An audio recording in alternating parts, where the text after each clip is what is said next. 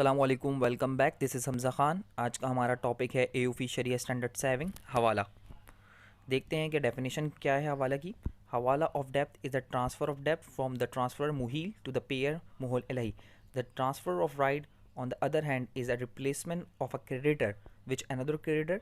The transfer of depth differ from transfer of right in that in transfer of debt a debtor replaced by another debtor, whereas in a transfer of right a creditor replaced by another creditor। अच्छा, यहाँ दो चीज़ों के बारे में बताया जा रहा है। पहला है ट्रांसफ़र ऑफ डेप्ट और दूसरा है transfer of right. Transfer of डेप्ट को जो है हवाला तो देन भी कहते हैं।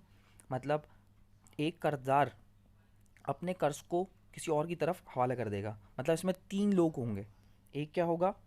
एक क्रेडिटर होगा, एक डेप्टर होगा और एक पेयर होगा। सही है। तो यहाँ जो है, जो डेप्टर है उसको हम मुहील कहते हैं और जो क्रेडिटर है उसको मुहल्लह कहते हैं। और जिसकी तरफ ट्रांसफ़र किया जा रहा है, मतलब थर्ड पार्टी जिसकी तरफ ट्रांसफ़र कर रहा है अपना लेन, मतलब अपना डेप्थ, तो उसको हम कहते हैं मुहल इलही। ठीक है, वो पेयर भी कहलाता है। यहाँ एक चीज़ हो गई। और दूसरी चीज़ ये है कि राइट्स को ट्रांसफ़र करना, कि तुम मेरे बिहाफ पे वसूल कर लेना। वहाँ देखें डेप्टर चेंज हो रहा था और यहाँ क्रेडिटर चेंज हो रहा हो।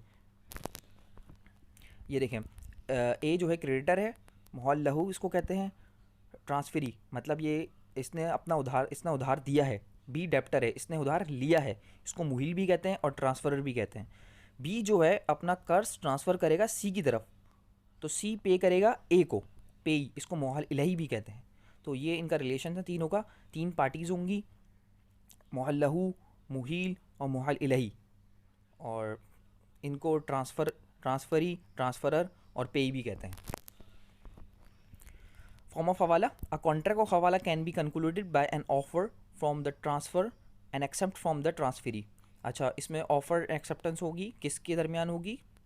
मतलब पहले जो है ट्रांसफ़रर अपना जो ट्रांसफ़र कर रहा होगा ट्रांसफरी के दरमियान, मतलब क्रेडिटर और डेप्टर के दरमियान बताया जाएगा कि भाई मैं अपना जो देन है वो ट्रांसफ़र कर रहा हूँ। And the payer is manner that the clear indicate that the intention of the parties to conclude a hawala contract and the transfer of the liability or obligation is respect of a debt from one party to another party. It is not necessary that the word transfer be used।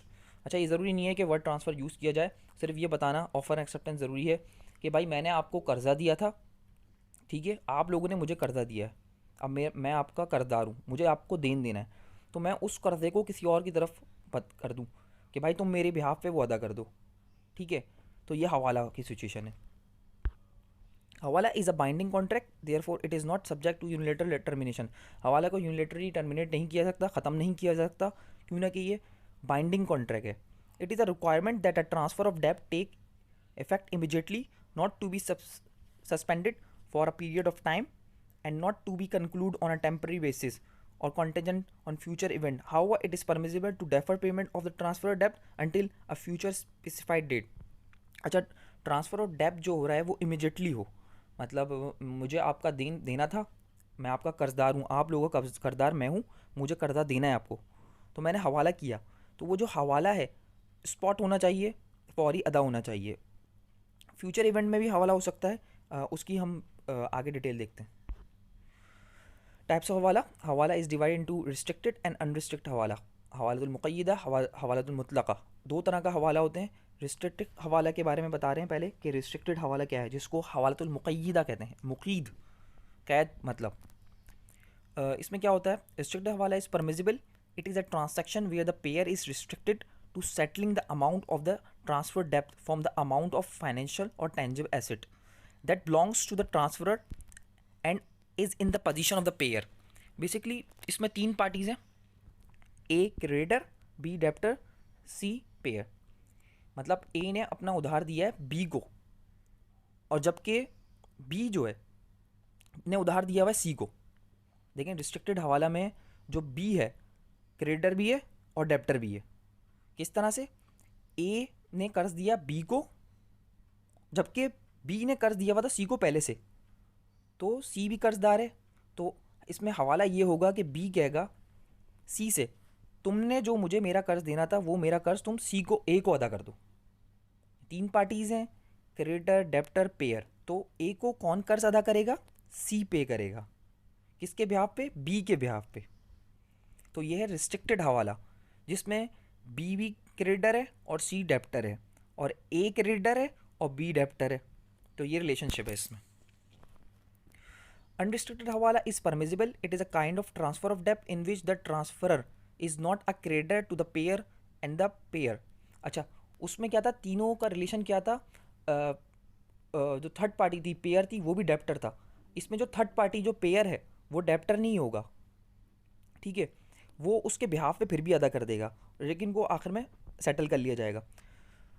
Undertaking to pay the amount of the debt owned by the transferor from his own funds and the have recourse afterwards the transferor from the settlement provide that the transfer to for payment was made on the order of the transferor।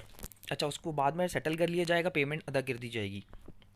देखें, अब मैं unrestricted हवाला की भी example इसी में समझाता हूँ।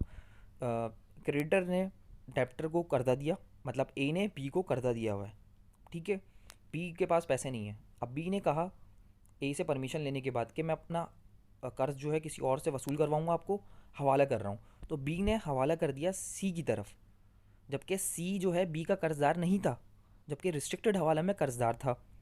तो सी जो है बी के बिहाफ पे ए को पेमेंट अदा करेगा। तो ये हवाला की सिचुएशन है, और ये अनरिस्ट्रिक्टेड हवाला है, रिस्ट्रिक्टेड नहीं, क्योंकि सी जो है यहाँ पे डेप्टर नहीं है बी का। C is not the debtor of B in unrestricted hawala. ये डिफरेंस है बिटवीन रिस्ट्रिक्टेड और अनरिस्ट्रिक्टेड।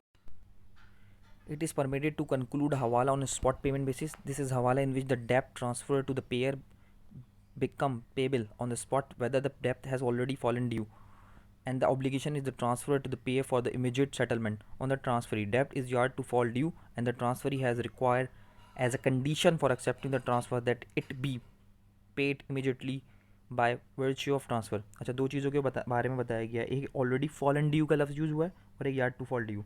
मतलब ऑलरेडी फॉलन ड्यू का मतलब है कि वो दिन जो पहले से प्रोड्यूस हो चुका है, उसमें रिलेशनशिप हो चुका है क्रेडिटर और डेप्टर का, तो हवाला हो सकता है इसमें, ठीक है। It has been already generated, जो पहले से जनरेट हो चुका है, मतलब ए ने बी को कर्जा दिया था और बी ने कहा कि मेरा कर्जा सी से वसूल कर लो, तो ऑलरेडी फॉलन ड्यू की कंडीशन है। यार्ड टू फॉल ड्यू, इसमें क्या बताया गया, इसमें बेसिकली ये बताया गया है कि इसमें कोई क्रेडिटर और डेप्टर का रिलेशनशिप नहीं है।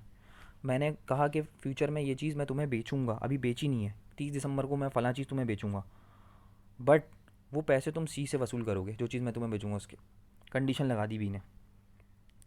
ए ने बी को कहा कि मैं तुम्हें फ़लाँ चीज़ बेचूंगा, लेकिन बी ने कहा तुम उसके पैसे सी से वसूल करोगे। तो ये जो है basically debt will be in future की कंडीशन है।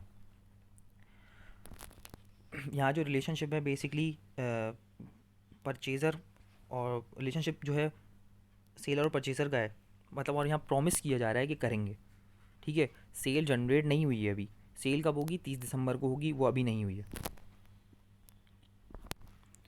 It is permitted to conclude hawala contract on a deferred payment basis. This is hawala in which the debt transfer to payer. हवाला कॉन्ट्रैक्ट जो है डेफर्ड पेमेंट में भी हो सकता है कि अभी थोड़ी पेमेंट दे दी, थोड़ी टाइम बाद दे दी। This is hawala in which the debt transfer to the payer is to be paid in the future, जिसमें डेप जो है पेयर फ्यूचर में अदा करेगा। Whether the payment of the debt is not yet due, मतलब जो payment है not yet due and was transfer as such payer. और जिसमें पहली कंडीशन मैंने आपको बताई है वही यहाँ बताई जा रही है, जिसमें जो है, जिसमें रिलेशनशिप जो है इनका डेप्टर और क्रेडिटर का होगा।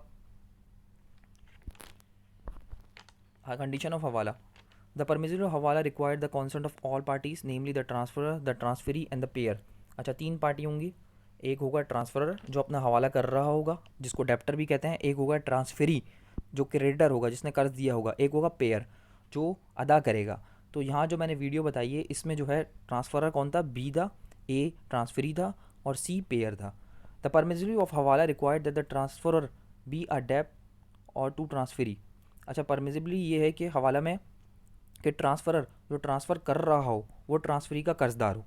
A transaction which non debtor transfer and other is an agency contract. अच्छा, जिसमें कर्जदार नहीं है उसमें एजेंसी कॉन्ट्रैक्ट हो सकता है। It is not condition in hawala that the payer be a debtor to the transferer. ये कंडीशन नहीं है हवाला में कि पेयर जो पे कर रहा है वो डेप्टर हो ट्रांसफरर का जिसने हवाला किया उसकी तरफ, क्योंकि वो अनरिस्ट्रिक्ट हवाला की सिचुएशन हो जाएगी। If the payer is not a debtor to the transferor the hawala, जो पेयर है जो पे कर रहा है इज़ नॉट डेप्टर है ट्रांसफरर का, तो वो विल बी एन अनरिस्ट्रिक्टेड हवाला, जैसे मैंने आपको पहले बता दिया. It is an condition that all parties B legally competent to act independence. It is a condition in hawala that both the transferor debt and the debt to be used for settlement be known as transferable. अच्छा, जो इन दोनों के दरमियान depth होगा जो settle किया जाएगा वो पता होना चाहिए कि भाई बी ए का कितना कर्जदार है और बी का सी कितना कर्जदार है, तो उसको देखते हुए सेटलमेंट की जाएगी. It is a condition for concluding restricted hawala that the transfer debt or transferee portion of debt be equal to the debt owed to the transferor in kind of type, quality and amount. However, the transfer may transfer a lesser amount of debt owed to a transferee to be settled from large amount by the transfer. अच्छा, ये condition है restricted हवाला में कि ए ने B को कर्ज दिया है, बी ने सी को कर्ज दिया हुआ है, तो यहाँ से सेटलमेंट की जा रही है वो इक्वल अमाउंट की जाएगी. मतलब बी जितना कर्जदार है ए का, इतना ही कर्जा सी के ऊपर भी होना चाहिए, तो सी अदा करेगा. अगर ज़्यादा है तो वो बाकी पैसे सी जो है बी को अदा करेगा. Thank you so much. उम्मीद है कि आपको मेरी वीडियो पसंद आई होगी, और अगर अभी तक आपने मेरा चैनल सब्सक्राइब नहीं किया है तो सब्सक्राइब ज़रूर कर दें और बेल आइकन पे क्लिक करें ताकि आपको मेरी नई आने वाली वीडियोस मिलते रहे. Thank you so much.